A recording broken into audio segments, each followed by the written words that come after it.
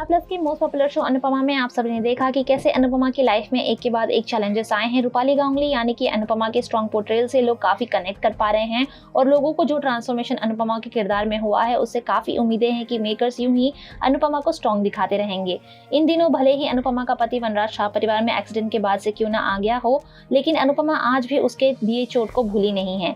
वो भले ही उसकी देखभाल क्यों ना कर रही हो, उसके दिल और दिमाग में वनराज के धोखे ने अपनी जगह बनाई हुई है। अनुपमा एक बहू और माँ के फर्ज को तो अच्छे से निभा ही रही है, लेकिन अंदर ही अंदर घुटते हुए वनराज का सामना भी कर रही है। काव्या भी अपने किए के लिए वनराज से माफी मांगती नजर आ रही है, लेकिन वनराज काव्या को माफ नहीं करना चाहता और अपने परिवार के साथ सुकून से रहना चाहता है। अनुपमा एक तरफ जहां आंखें बंद करके हमेशा ही वनराज पर भरोसा करती आई है, अब उसे वनराज की किसी भी बातों पर भरोसा नहीं रह गया है। वनराज इसी उम्मीद में है कि शायद अनुपमा उसके किए के लिए उसे माफ कर देगी, लेकिन वो शायद ये भूल गया है कि उसने गलती नहीं पाप किया है।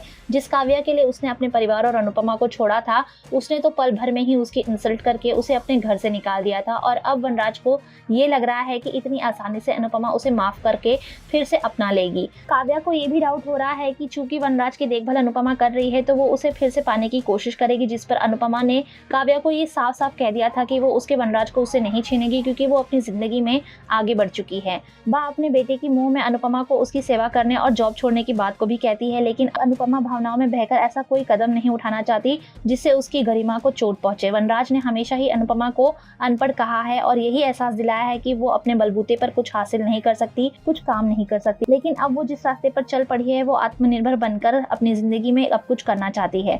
अनुपमा की जिंदगी में राखी भी काफी बार तूफान लाने की कोशिश कर चुकी है, लेकिन उसकी भी कोई चाल अनुपमा के जज्बों को कम नहीं कर पाई है। जहाँ पारितोष, पाखी और बा वनराज की गलतियों को माफ करके एक्सेप्ट करने के लिए रेडी हैं, तो वहीं बाकी के घर वाले वनराज को अभी तक माफ नहीं कर पाए हैं। लेकिन अब आने वाले एपिसोड में वनराज मकर संक्रांति के त्योहार के खुशनुमा मौके का फायदा उठाकर अनुपमा का दिल फिर से जीतने की कोशिश करता नजर आएगा। इस त्योहार पर वनराज अनुपमा के पसंदीदा कपड़े पहनकर उसे इम्प्रेस करता हुआ दिखाई देगा। इतना ही नहीं, वो अपने हर गलती के लिए उसे माफी भी मांगता हुआ दिखाई देगा और अपने प्यार को भी कन्फेस करता नजर आएगा।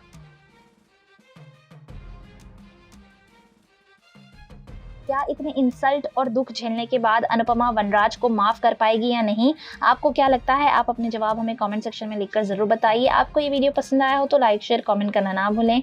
आपने हमारे चैनल को अगर अभी तक सब्सक्राइब नहीं किया है तो अभी कर लें और बेल आइकन भी दबा दें, ताकि आपको सारी लेटेस्ट अपडेट्स और नोटिफिकेशंस मिलती रहें।